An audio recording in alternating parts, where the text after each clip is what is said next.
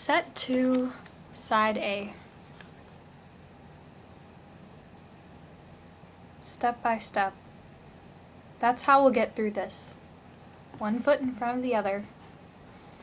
We've already finished one tape. Both sides. So stick with me.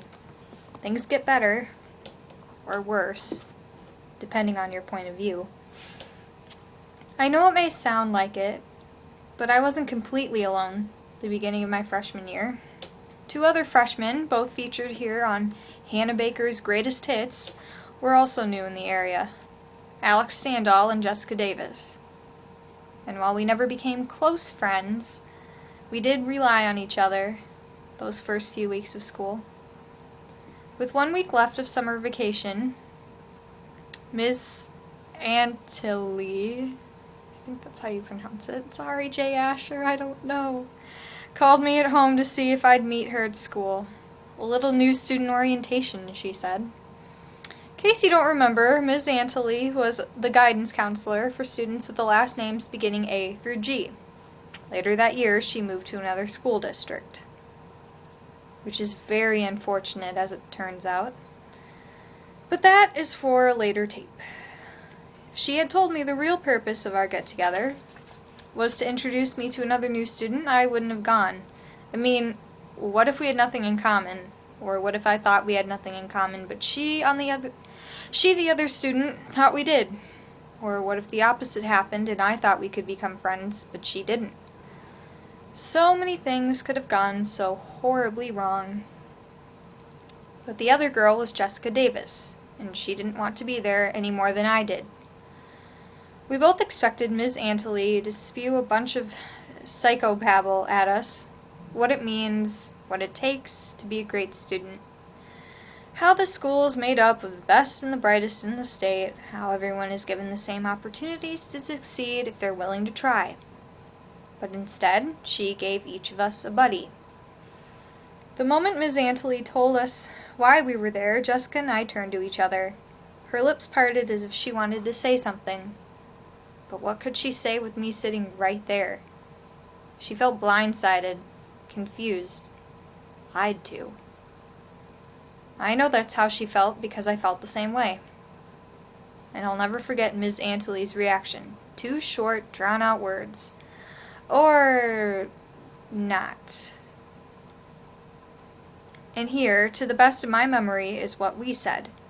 Me. I'm sorry, Ms. Antilly, I just don't think that's why you called me in here. I just didn't think that's why you called me in here. Jessica, me neither. I wouldn't have come. I mean, I'm sure Hillary and I have things in common, and I'm sure she's a great person, but me, Hannah, Jessica. I called you Hillary, didn't I? Sorry. Me. It's okay, I just thought you should know my name if we're going to be such fabulous friends. And then the 3 of us laughed. Jessica and I had very similar laughs, which made us laugh even harder. Ms. Antilly's laugh wasn't quite as heartfelt. Sorry. Just can't speak today. More of a nervous laugh, but it was still a laugh.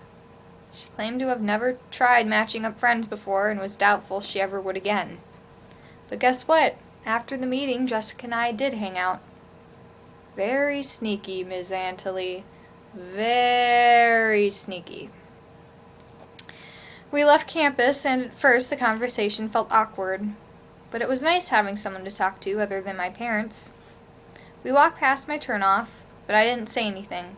I didn't want to stop our conversation, but I also didn't want to invite her over because we really didn't know each other yet. So we continued walking until we reached downtown. I found out later that she did the same thing, walked past the street where she lived in order to keep talking with me. So where did we go? East 7 on your map. Monet's Garden Cafe and Coffee House. Neither of us were coffee drinkers, but it seemed like a nice place to chat. We both got hot chocolate. She ordered it thinking it would be funny. But me? I always order hot chocolate. I honestly don't remember much of what we said that afternoon. Do you, Jessica? Because when I close my eyes, everything happens in a kind of montage. laughing, trying hard not to spill our drinks, waving our hands while we talk. Then at one point, you lean across the table. "I think that guy's checking you out," you whispered. I knew exactly who you were talking about because I'd been watching him as well. But he wasn't checking me out. "He's checking you out," I said. In a contest of who's got the biggest balls, all of you listening should know that Jessica wins. "Excuse me," she said to Alex, in case you haven't figured out the name of the mystery man. "But which one of us are you checking out?" Alex blushed. I'm talking in all the blood in his body rushing up to his face kind of blushed. And when he opened his mouth to deny it, Jessica cut him off. "Don't lie. Which one of us were you checking out?"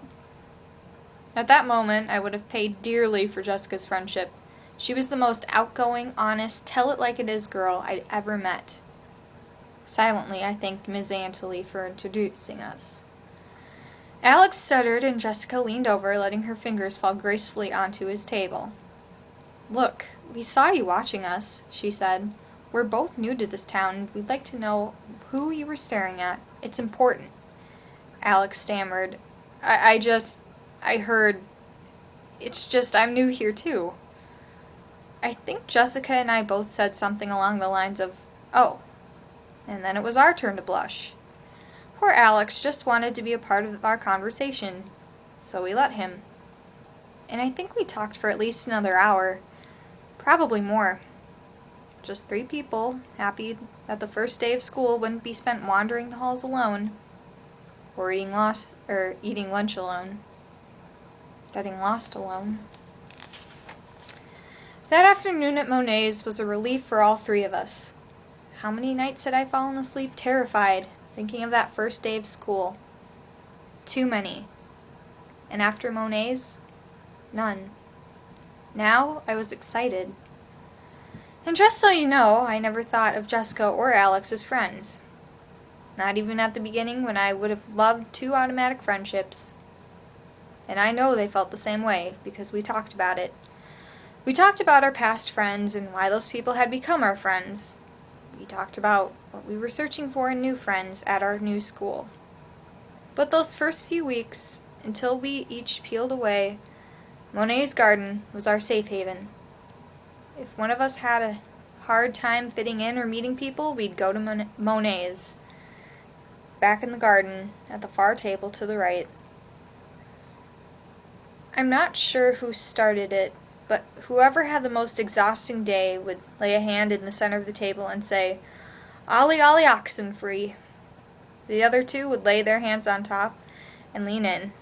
Then we'd listen, sipping drinks with our free hands. Jessica and I always drank hot chocolate.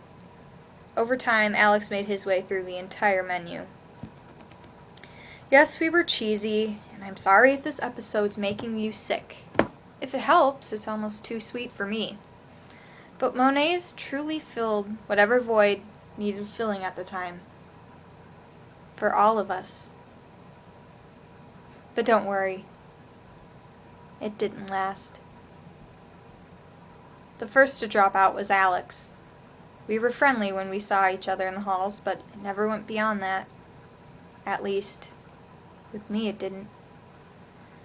Now, down to the 2 of us, Jessica and me, the whole thing changed pretty fast. The talks became chit-chat and not much more. Then Jessica stopped going, and though I went to Monet's a few more times, hoping one of them might wander in, eventually I stopped going too. Until... See, the cool thing about Jessica's story is that so much of it happens in one spot, making life much easier for those of you following the stars. Yes, I met Jessica for the first time in Ms. Antley's office, but we got to know each other at Monet's. And we got to know Alex at Monet's. And then this happened. At school one day, Jessica walked up to me in the halls. "We need to talk," she said. She didn't say where or why, but I knew she meant Monet's. And I thought I knew why.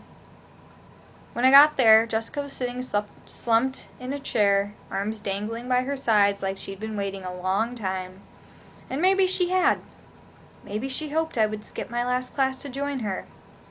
So I sat down and slid my hand into the middle of the table. Ollie Ollie Oxenfree? She lifted one of her hands and slapped a paper on the table. Then she pushed it across and spun it around for me to read. But I didn't need it spun around because the first time I read that paper, it was upside down on Jimmy's desk. Who's hot? Who's not? I knew which side of the list I was on, according to Alex, and my so-called opposite was sitting across from me, at our safe haven no less. Mine, hers, and Alex's. Who cares, I told her. It doesn't mean anything. Hannah, she said, I don't care that he picked you over me. I knew exactly where that conversation was headed, and I was not going to let her take us there. He did not choose me over you, Jessica, I said. He chose me to get back at you, and you know that. He knew my name would hurt you more than anyone else's.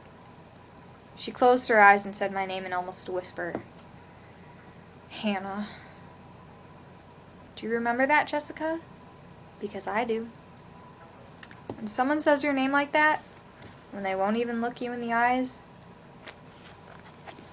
there is nothing more you can do or say. Their mind is made up. Hannah, you said, I know the rumors. You can't know rumors, I said, and maybe I was being a little sensitive, but I had hoped, silly me, that there would be no more rumors when my family moved here, that I had left the rumors and gossip behind me. For good. You can hear rumors, I said, but you can't know them. Again, you said my name. Hannah.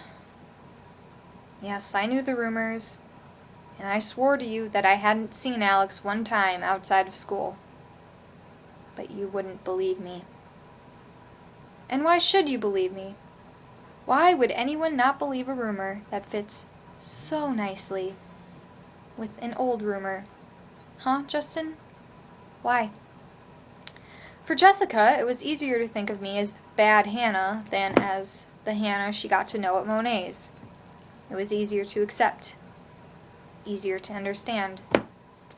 For her, the rumors needed to be true. Fine, I said. Fine, Jessica. Thank you for helping me the first few weeks of school. It meant a lot. And I'm sorry Alex screwed that up with the stupid little list of his, but he did. I told her I knew all about their relationship. On that first day at Monet's, he had been checking one of us out. And it wasn't me. And yes, that made me jealous. And if it helped her get over it, I accepted the blame she wanted to put on me for the two of them breaking up. But it was not true. But all Jessica heard was me accepting blame. She rose up beside her chair, glaring down at me, and swung. So tell me, Jessica, which did you mean to do? Punch me or scratch me?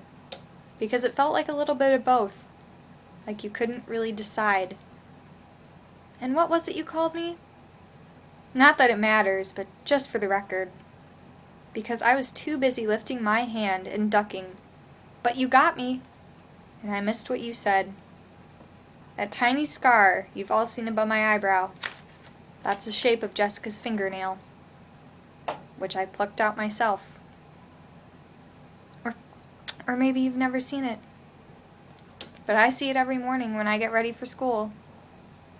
Good morning, Hannah, it says. And every night when I get ready for bed. Sleep tight. But it's more than just a scratch. It's a punch in the stomach and a slap in the face. It's a knife in my back because you would rather believe some made-up rumor than what you knew to be true. Jessica, my dear, I'd really love to know if you dragged yourself to my funeral. And if you did you notice your scar? And what about you? The rest of you. Did you notice the scars you left behind? No, probably not. Because most of them can't be seen with the naked eye.